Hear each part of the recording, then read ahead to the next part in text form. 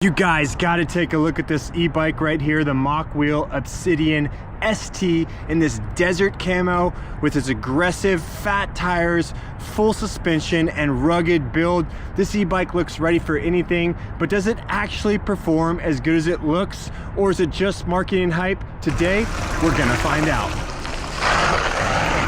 Let's start by going over some of the key features that make the Obsidian ST unique. Then we'll take this bike out on that test ride to check how it performs when it comes to speed, power, braking, and overall comfort. And I'll give you my final verdict on whether this e-bike is worth your money. Let's get into it. All right, powering that thing up there, nice bright LED display right here. When you jam on that throttle right there, that's gonna be driving this rear hub motor right there that gives you 1,000 watts of continuous power with 1,300 watts of peak power and up to 105 newton meters of torque. And that's a lot of torque for an e-bike, which means this bike should perform amazing right off the line, climb those hills with ease, but we'll definitely put that to the test a little bit later in this video like you saw when we get out on that ride.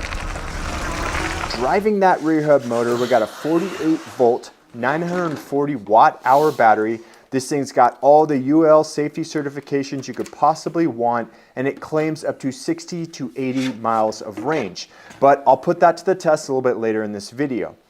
Now the battery can be charged in 3 different ways. You can remove the battery and charge it off the bike, or you can keep the battery in the bike and charge it using this charging port right here with the charger that comes with the bike.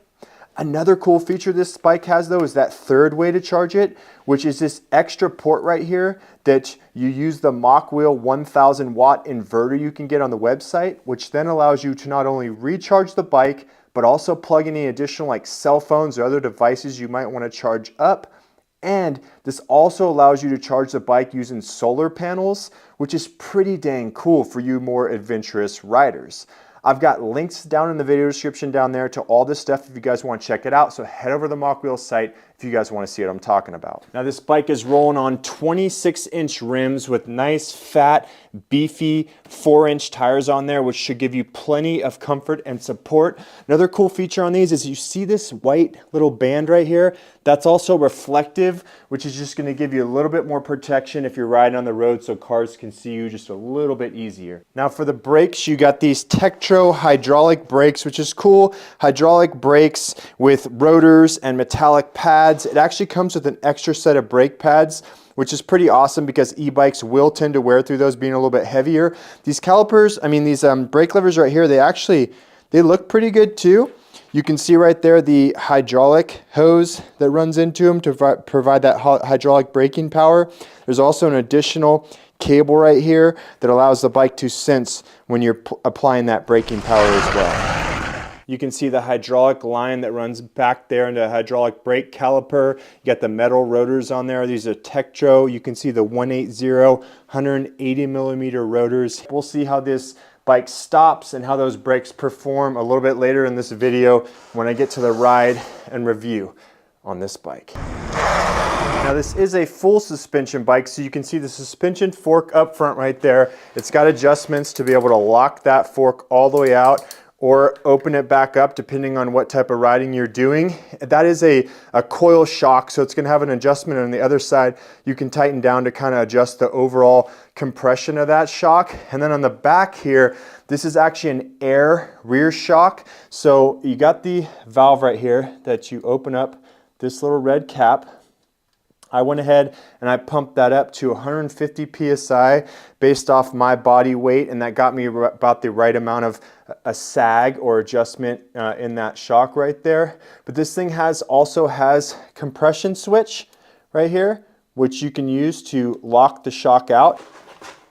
Be a little bit better for those uphill climbs. Flip it that way, it's going to open it back up. And then it's also got the rebound adjustment on it right there. That's going to allow you to adjust the rebound on this bike, which is when that shock compresses, the rebound is how quick it rebounds or opens back up. That's going to help you fine tune this rear shock and get this bike riding comfortable and good depending on the type of terrain or the type of riding you're doing. Now for the drivetrain on this bike, you can see right there, it's got the 8-speed Shimano Atlas drivetrain. So, 8 gears on the back right here for you to shift to. Should give you all of the range you need. And you got this massive, right here, sprocket up in the front, or this chain ring up here in the front to really help you drive that power. Another thing that's cool about this bike is it actually has a torque sensor. That means the harder you press on those pedals right there, the more power is going to be put out from that super powerful 1000-watt motor. And you can see up here on the shifting, let's try and get that in the light just a little bit better. You can see the 1 through the 8 right there on the Shimano shifter. So that's going to allow you to know exactly what gear you're in as you're shifting up and down through those gears right there. Another cool feature this bike has is it has actually a hydraulic kind of like dropper post seat. So you can see right there, pull that, it goes up, lift it up, put your weight into it. It's going to be a little easier when you're sitting on the bike. Throw your weight into it and you can drop that thing back down. What that's going to allow you to do is get that seat set up right to your right height for when you're pedaling, to get that right height for your legs for pedaling.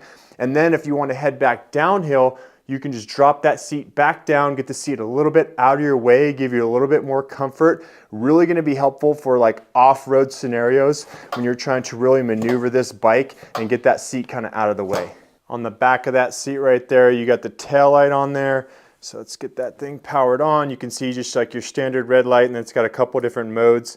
It'll go through brighter light, some strobe settings, give you all those kind of features you're going to want to keep you safe on the road. You combine that rear light right there with those reflective tires, and of course this bike has a headlight on the front. Got the headlight on there, putting out some watts. You can adjust that, of course, up and down. And you got that headlight, you got that tail light, got those reflective tires, all the conveniences, all the safety features to get you out on the road, on or off-road, riding this bike, having a ton of fun. Speaking of the ride, let's get out on the trails and see if all those features actually perform and actually give you what you want. Is this just marketing hype, or is this all come together, this complete package, to make an amazing e-bike that's actually worth your money? All right, so now we're gonna take this bike out on a real world test. So we're gonna test 4 different things right now. First, we're gonna do a power test. The power test is really, you're gonna do like a throttle versus pedal assist and see just how quick this bike gets up to speed. Then we're gonna do a hill climb test. We're gonna test how this bike climbs uphill. And I also found a little spot over here that's got like some off-road trails. So we'll kind of do a hill climb test and an off-road test, both combined in one. Then moving on from there, we'll do a max speed test to see how fast this bike can actually go, what's the top speed. From there, we'll move on to a braking test. We'll test how good this bike slows back down. And then finally, we'll go over some things like the basic suspension and the shifting on this bike to try and cover all the important features of this Obsidian ST e-bike. All right, out on the trails, not messing around. We're gonna start with the power test. So you can see right here, I got the thumb controller on the left, got the display right there. When I go ahead and go through the different power modes, you got power level 1, 2, 3, 4, 5 different power levels. We're gonna start down in power level number 1 right there. And we're gonna start off with just the throttle right there and see how quick this thing gets up to speed. And remember, we got that 1000-watt motor back there with 1300 peak watts of power, so it should have plenty of power. Let's start power level 1. Not pedaling at all.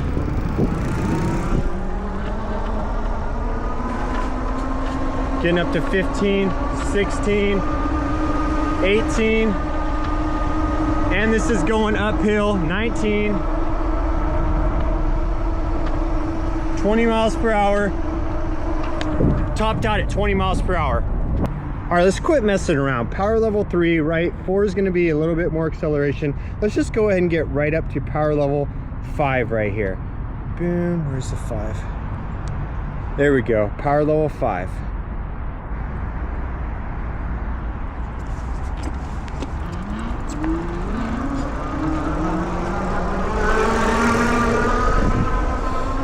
Definitely feeling it pull up this hill right here. Up to 20 miles per hour already. just under. There you go, hitting 20.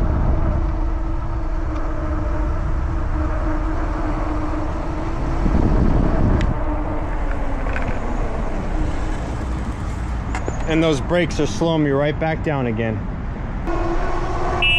Found the horn. We got a horn, folks. All right, I think I just found a spot to do a hill climb test and some off-road riding. Let's go ahead and get this thing started. All right. Been lugging this bike around in the back of my truck, so the front fender is getting a little bit warped. Gonna have to pay attention to that. Don't want it rubbing on the tire. All right, let's go ahead. Gonna go up to power level 5 and see how good this thing climbs up the hill, throttle only. No pedaling. All right, got that incline starting. Easily taking me up this hill. I felt a little bit of a power lag right there. But this is throttle only, remember, that's throttle only. Now if I start pedaling, and I'm going up the hill, flying up this thing pedaling.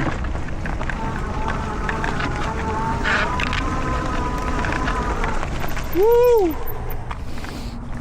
Okay, so for that hill challenge, like I was saying, when you're doing the throttle only, you can feel the bike start to get bogged down slightly, but when you're pedaling, using that pedal assist mode, this thing is flying up the hill, going faster than I even felt comfortable riding with one hand. So how does that 1,000-watt motor perform? How does that 105 newton meters of torque kick in? I would say it performs really good if you're gonna pedal it using your feet.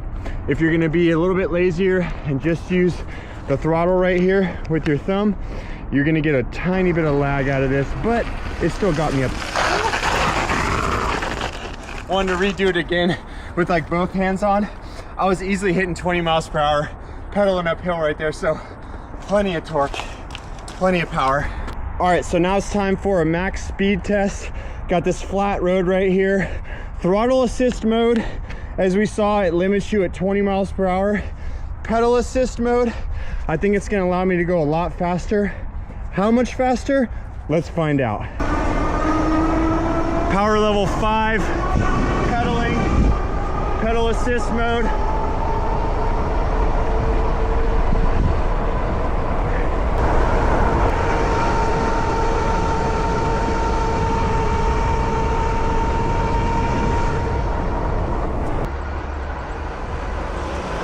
Woo!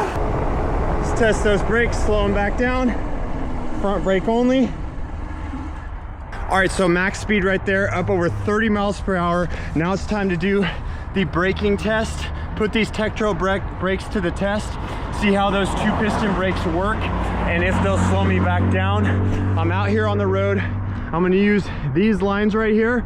I'm gonna be hitting my brakes right here at this first white line and seeing if I can stop by the time I get to the end of this parking line right here.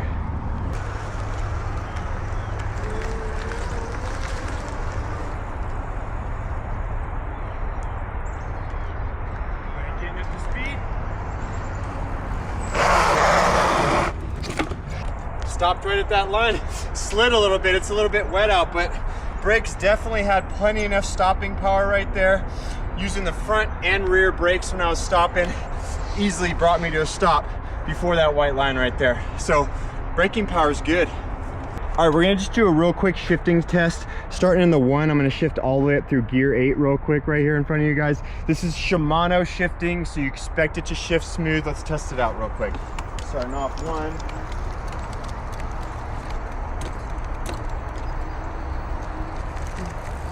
Shifted all the way up through all 8 gears right there. You can see right there, now it's on the 8, and I was in the power level 2, shifted all the way up 1 through 8. A little bit of clunkiness if you shift and you're pedaling a little bit too hard at the same time, but for what you're getting and for what you'd expect out of an e-bike like this, it was shifting smooth, have no issues. All right, it's time to put the suspension to the test. Got a little extreme challenge here.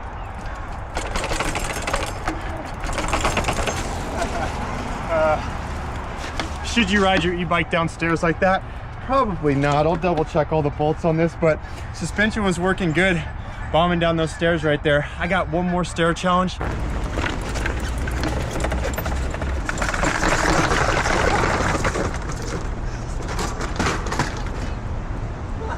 Let's try that again.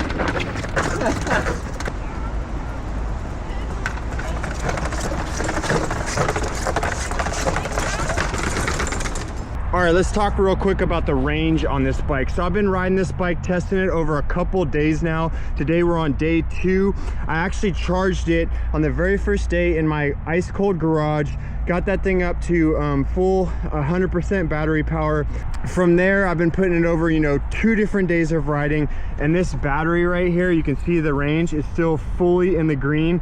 I don't even think it's at 90% yet. So Mokwheel claims 60 to 80 miles of range for this e-bike. And based on the tests I've done so far, I have no reason to doubt those claimed ranges that they got. All right, so final verdict. What do I think about this e-bike? Is it the right one for you? The Mokwheel Obsidian ST really surprised me. It ticks all the boxes from power, speed, range, and comfort. Plus it offers some cool features you don't usually see on bikes like this. The option to add that 1,000-watt inverter and charge your bike with solar powers is pretty dang cool. So if you want a truly capable all-terrain e-bike that feels stable at high speeds, brakes, slows you down safely, got that adjustable suspension, and looks like a beast, then this could be a solid choice for you. Would I recommend it? Well, if you're looking for the e-bike that can handle some serious adventures, giving you ample power, full suspension setup that will take you far beyond those average pavement and gravel trails, then yes. But if you're looking for something that's ultra light, or you just need a simple bike that can handle those average commuter style rides, then this might not be the e-bike for you. Definitely not light. Definitely not a bike you're gonna be throwing over your shoulder. Let me know in the comments, and if you enjoyed this e-bike review, hit that like button, subscribe for more content just like this.